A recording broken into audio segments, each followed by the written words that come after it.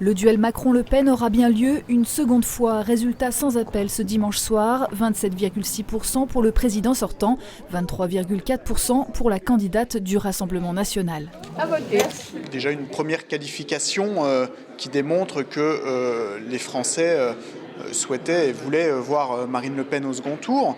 Je crois qu'elle a fait une campagne de terrain importante où elle était à la rencontre de tous les Français. C'est d'abord une grande satisfaction pour le score réalisé par Emmanuel Macron, qui est de plus de 4 points supérieur à celui de 2017.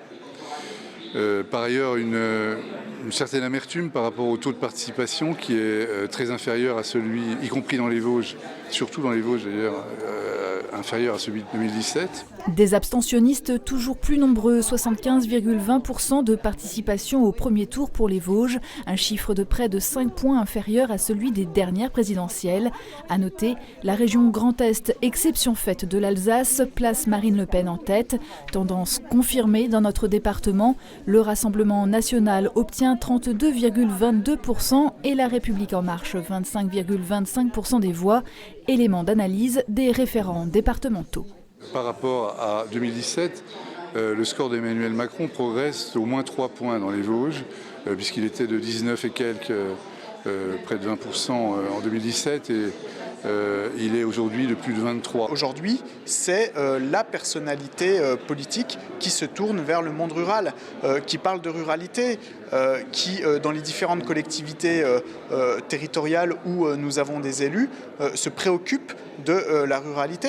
Je crois que la ruralité a été la grande délaissée d'Emmanuel Macron. Arrive ensuite Jean-Luc Mélenchon qui obtient 5 points de moins dans les Vosges qu'au niveau national, mais qui se classe juste derrière Emmanuel Macron sur les terres de Philippe Séguin à Épinal. La déception reste immense pour la France insoumise. Il y avait une véritable dynamique de militants. Dans tous les secteurs, il n'y a pas un seul secteur du département qui a été abandonné. C'est-à-dire qu'il y a 3 députés les mois derniers qui sont venus. On a eu François Ruffin, Mathilde Panot et la dernière fois, Caroline Fiat à Matincourt. On y a cru, il y a une dynamique qui s'est créée Mélenchon, un des meilleurs résultats que le scrutin précédent. Aujourd'hui, on ne va pas vous mentir, on est très déçus. Percée notable pour Éric Zemmour, dont la reconquête toutefois reste en deçà de ses espérances. Un peu déçu, c'est sûr que par rapport à il y a quelques mois, nous étions presque à 17%. Là, on est arrivé, je crois, à 7%, je crois, à peu près.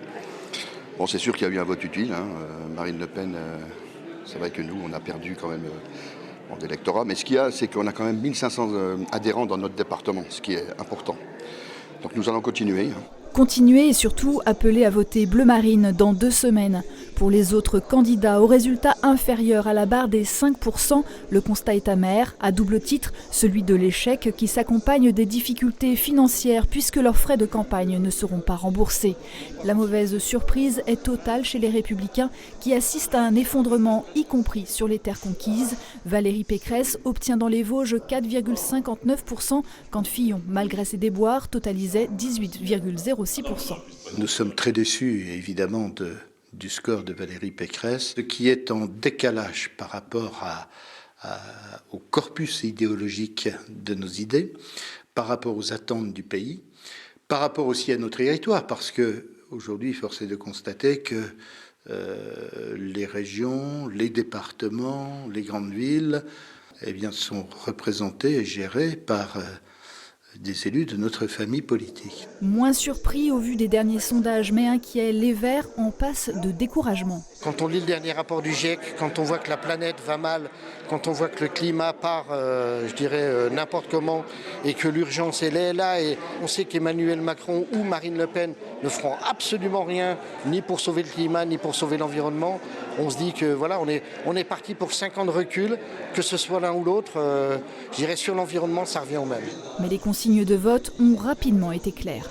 L'appel, il est très simple du côté des écologistes, c'est faire barrage à Marine Le Pen et au Front National en demandant aux électeurs, s'ils le veulent bien naturellement, de mettre un bulletin Emmanuel Macron dans l'urne pour empêcher Marine Le Pen de gagner. À cette heure-là, on ne veut qu'aucune voix ne soit donnée à Marine Le Pen, très concrètement. Après, chacun a son bulletin de vote, a son isoloir, saura quoi faire, mais aucune voix pour Marine Le Pen. Il y a 5 ans, le président Macron nous avait clairement dit qu'il voulait effectivement réduire au plus bas niveau les extrêmes. Là, on peut dire que pour le coup, il n'a pas vraiment réussi. Attention, il n'y a que 4 points de décalage entre Emmanuel Macron et les extrêmes. Et évidemment, je vais voter Emmanuel Macron. Mais je vais voter Emmanuel Macron avec beaucoup de retenue.